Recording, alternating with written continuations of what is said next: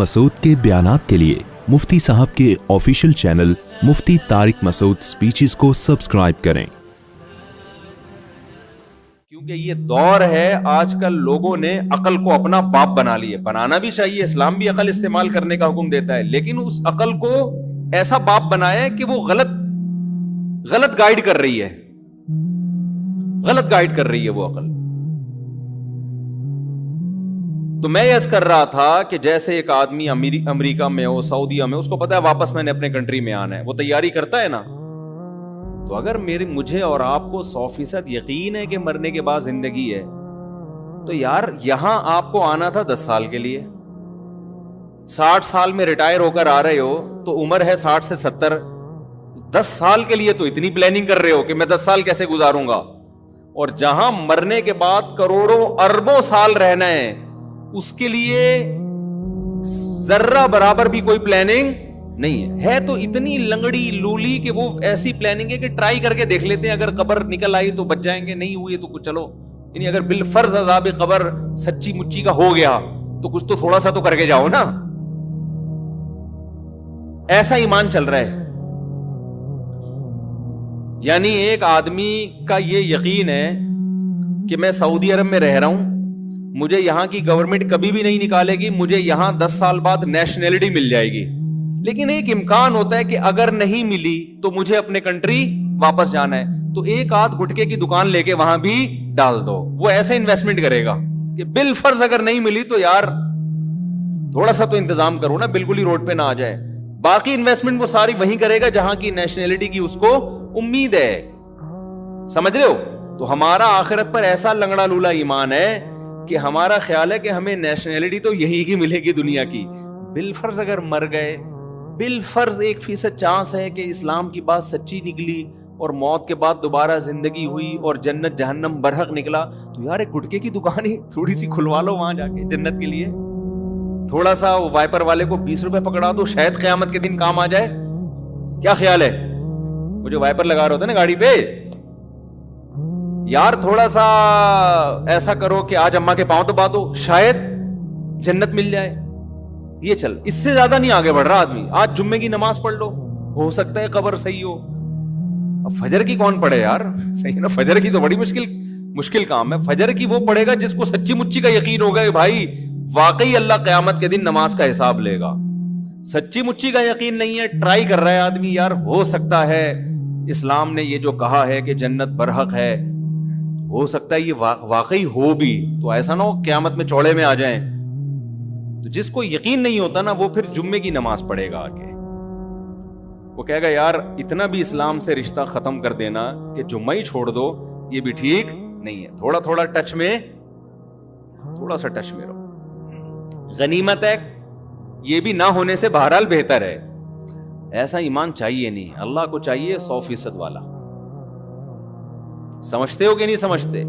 تو میں عرض کر رہا تھا کہ اللہ تو اگلی بات کر رہا ہے، ہم ابھی پہلے مسئلے میں اٹکے ہوئے ہیں کہ یہ کائنات کا کوئی کریٹر ہے نہیں۔ اللہ تو کہہ رہا ہے کہ وَهُوَ الَّذِي يَبْدَأُ الْخَلْقَ ثُمَّ يُعِيدُهُ، وہ اللہ ہے جس نے پہلی دفعہ بنایا وہی دوبارہ بنائے گا، کیونکہ کافر کہتا تھا دوبارہ کیسے بنے گی، مر کے مٹی ہو کے زمین میں تحلیل ہو جائیں گے، ختم ہو جائیں گے، مردوں میں جان کیسے پڑے گی، کائنات جب تباہ ہو جائے گی تو یہ کہاں سے دوبارہ پیدا ہوگی۔ اللہ کہتے ہیں جو پہلی مرتبہ جب کچھ بھی نہیں تھا اس وقت تو کچھ بھی نہیں تھا نا، سائنسدان کہتے ہیں نا انرجی تھی، تو انرجی کہاں سے آ گئی، اور اتنی زیادہ انرجی بھائی، اتنی انرجی، اور وہ جو دھماکہ ہوا ہے وہ کیا شب برات کا پٹاخہ پھٹا تھا ہے بھائی، وہ جو بگ بینگ تھیوری ہے نا، تو وہ جو دھماکہ ہوا تھا شب برات کا بھی جب پٹاخہ پھٹتا ہے نا، لوگ پوچھتے ہیں کس نے پھاڑا ہے، پوچھتے ہیں کہ نہیں پوچھتے؟ کیا خیال ہے کس نے پھاڑا ہے بھائی؟ کون ہے بھائی محلے کا سکون خراب کر رہا ہے؟ ایک دن شب برات سے 2 دن پہلے پٹاخہ پھٹا، لوگ کہہ رہے تھے بھی شب برات آئی نہیں، پٹاخے کس نے پھاڑنا شروع کر دیے؟ اب اس میں کوئی سائنسدان آئے اور تھیوری پیش کرے کہ ایک پٹاخہ ہے، انرجی جمع ہوئی تھی جس سے پٹاخہ پھٹا ہے، لوگ مانیں گے اس کی بات؟ بولیں گے بھائی یہ پٹاخہ پھٹتا نہیں ہے، پھاڑا جاتا ہے نا۔ خود بخود بھی بعض دفعہ دھماکے ہو جاتے ہیں زمین میں, لیکن وہ بھی ایک انرجی ہوتی ہے, کچھ نہ کچھ ہو رہا ہوتا ہے, تو وہ ہونے کے بھی کوئی لاجک ہوتی ہے. بات یہی ہے کہ کائنات کا نقطہ آغاز یہ کسی نے کیا ہے, یہ خود بخود نہیں ہوا, ناممکن ہے یہ, اس سے بڑا جھوٹ دنیا میں کوئی نہیں ہے. تو قرآن تو اگلی بات کر رہا ہے کہ تم بار بار قبروں کو جھانک کے, مردوں کو پھاڑ پھاڑ کے دیکھتے ہو کہ یہ تو سارے ختم ہو گئے, دوبارہ کیسے زندہ ہوں گے. اللہ کہیں گے ذرا ماضی کی طرف جاؤ, تمہیں اس کائنات میں ایک ذرہ بھی نظر نہیں آئے گا. اس نے اپنی قدرت سے ساتوں آسمان بنا دیے, سورج, چاند, ستارے, کہکشائیں, وہ اتنا بڑا نظام, اور وہ پورے انسان اور جانور اور سمندر کی مچھلیاں, اور اتنی لاکھوں قسم کی مچھلیاں ہیں, اتنی لاکھوں قسم کے سمندر کی مخلوق ہیں, اڑنے والے پرندے. اولم یروا الی الطیر فوقہم صافات ویقبضن, قرآن کہتا ہے ان پرندوں کی طرف نہیں دیکھتے, کیسے اسٹائل میں اڑتے ہیں, صف پھیلاتے ہوئے بھی اور صفوں کو پر پھیلاتے ہوئے بھی اور پر بند کر کے بھی, اور کیسی قطاریں بنا بنا کے چلتے ہیں.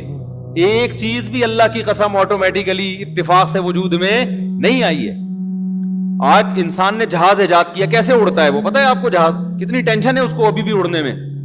پہلے وہ رن وے پہ جائے گا, دوڑے گا, تکڑ تکڑ تکڑ تکڑ, ہوا کو کراس کرے گا نا, پھر ہوا کی طاقت سے ایسے کر کے اڑے گا. پھر ایسا نہیں بیچ میں جا کے پر بند کر لے, بند کیا اور سب مارکیٹ سے کیا ہوں گے, شارٹ.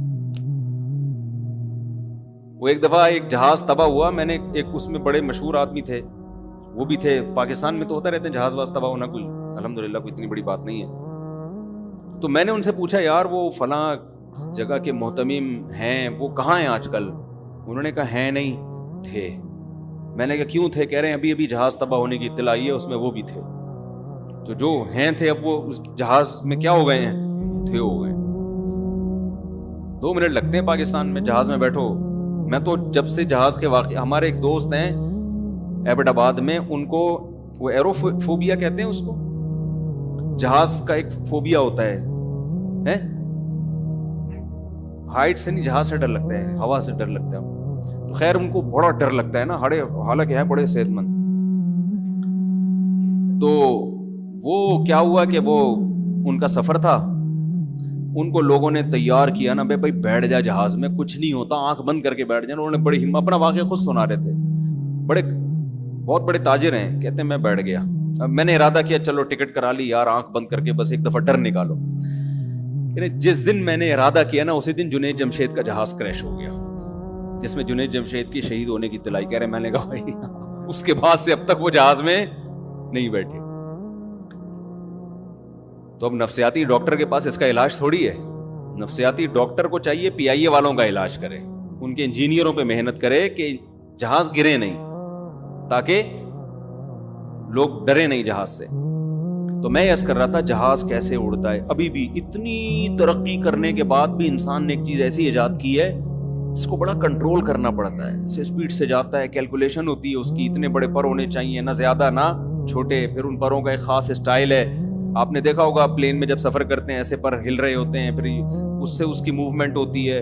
اس پہ کتنے بڑے بڑے انجینئروں کی ہزاروں سال کی محنت ہے. یعنی جو بھی دنیا میں انجینئر آئے اس نے اپنا علم آگے پارسل کر کے مر گیا, پھر اگلا آیا اس سے آگے پارسل کرتے کرتے ہزاروں سال کے بعد یہاں جا کے پہنچے ہم.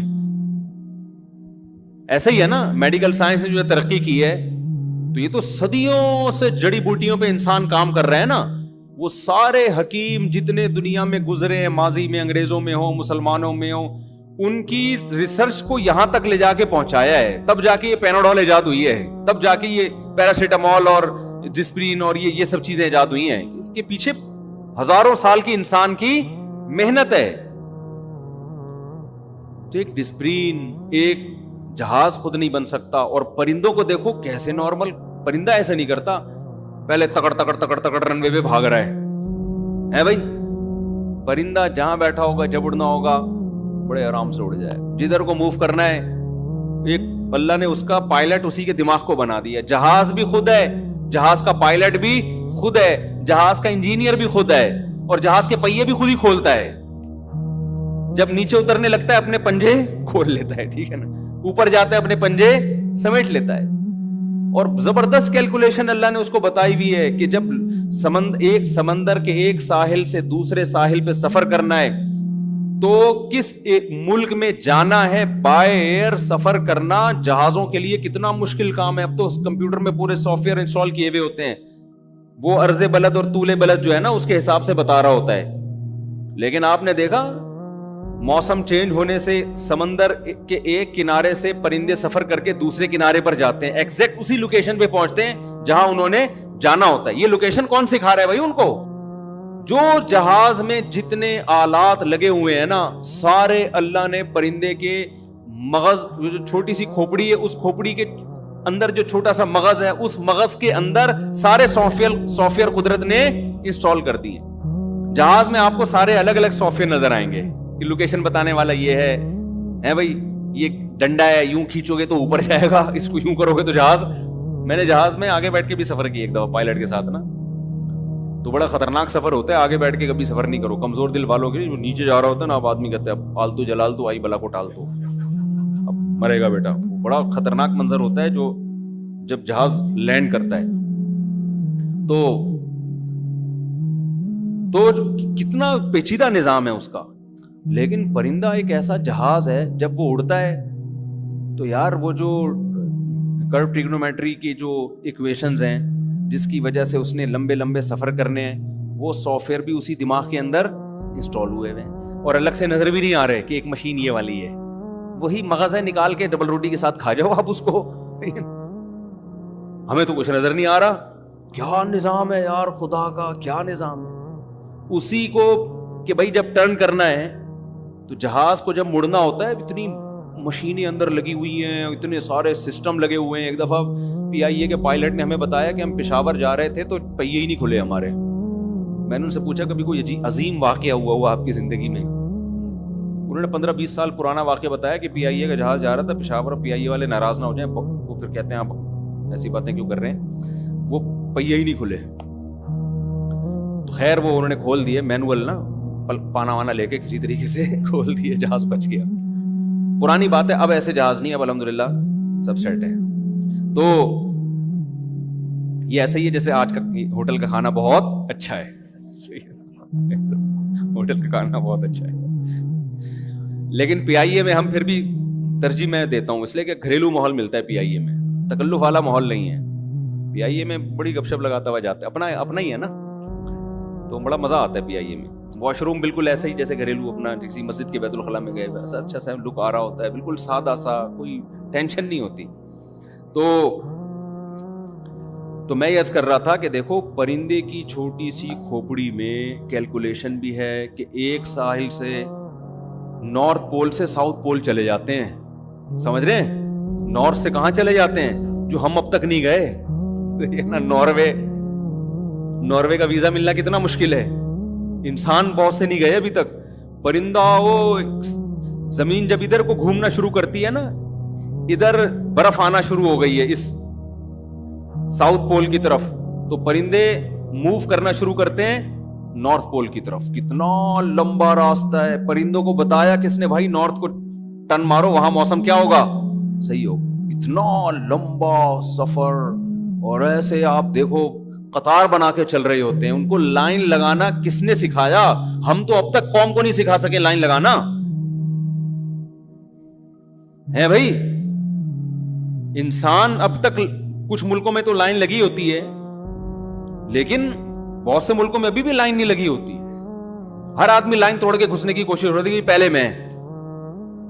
ابھی تک دنیا انسانوں کو اتنا مینج نہیں کر سکی ہے، اتنی محنتوں کے باوجود. حکومتی سطح پہ بھی محنتیں، لیکن اب تک ایسا نہیں کہ پوری دنیا میں انسان سارے لائن میں لگ گئے ہوں. لائن توڑ کے لوگ کتا مانگنے کے لیے آتے ہیں. وہ میں نے سنایا تھا نا واقعہ، ایک آدمی کی بیوی مر گئی، کتے نے کاٹا تھا اس کو، تو وہ اگلے دن کیا ہوا ہے کہ تعزیت والوں کی لائن لگ گئی کہ یار تمہاری جوان بیوی مر گئی، کتے نے کاٹا. تو وہ لائن لگ گئی ہے، تو ایک آدمی لائن توڑ کے آیا. وہ لائن سے مجھے آواز یاد آیا، لائن توڑ کے آیا اور اس بندے سے کہتے ایک دن کے لیے کتا مل جائے گا ادھار. تو اس نے تھپڑ مار کے بولا ابے لائن میں لگ جا کے تو کیا سمجھ رہا ہے یہ تعزیت کے لیے آئے ہوئے، سارے کتے کے لیے آئے ہوئے یہاں پہ.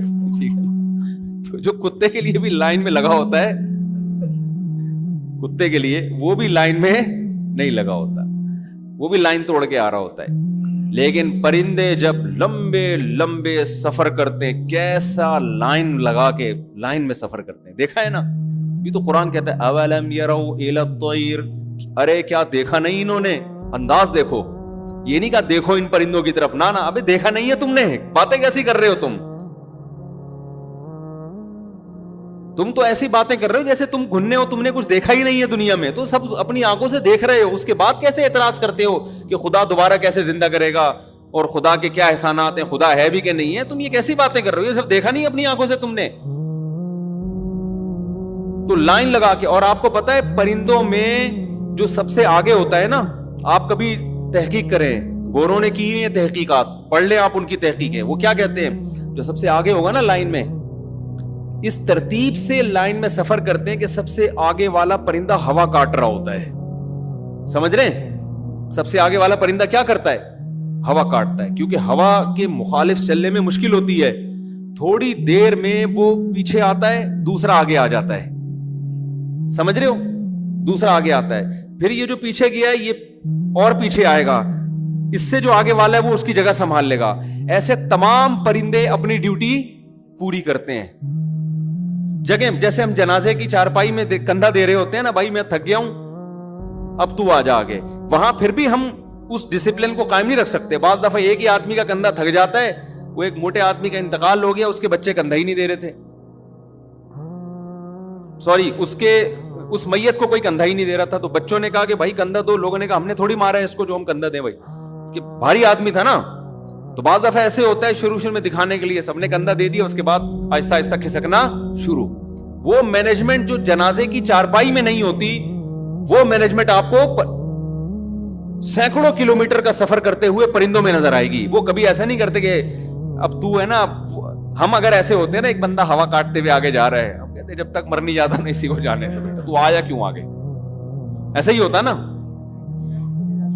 ہاں, ہم کہتے تو آگے آیا کیوں, وہ کہہ رہا تھا ابے یار کوئی بندہ میری سیٹ سنبھالے تو میں پیچھے جاؤں, اگلا سیٹ ہی نہیں سنبھالتا, اور اگر وہ سیٹ چھوڑ دیتا تو پچھلا اور پیچھے ہو جاتا جا کے گھننا بن کے, سارے وہ چلے جاتے نارتھ سے ساؤتھ کی طرف, سوال ہی پیدا نہیں ہوتا.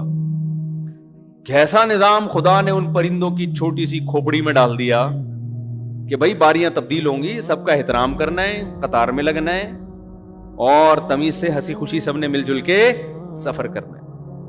مچھلیوں کے آپ اسفار دیکھیں سمندروں میں, ایک کنارے سے کچھوے ایک جگہ انڈے دیتے ہیں, وہاں سے موو کر کے پتہ نہیں کہاں چلے جاتے ہیں.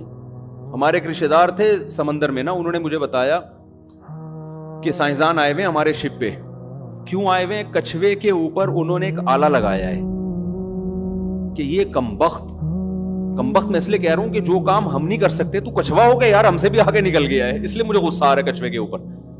انڈے دیتا ہے ایک جگہ اور پھر موو کر کے سینکڑوں کلومیٹر کا فاصلہ طے کر کے کہیں چلا جاتا ہے. یہ کچھوا تھا یا کوئی مچھلی تھی, اور جب انڈوں سے بچے نکلنے کا وقت آتا ہے نا, تو وہ اتنا لمبا سفر کر کے واپس اسی جگہ آتا ہے. تو سائنسدان یہ دیکھ رہے تھے کہ اس کو پتہ, اتنی زبردست کیلکولیشن اور یہ بالکل صحیح فاصلہ طے کیسے کر لیتا ہے یہ.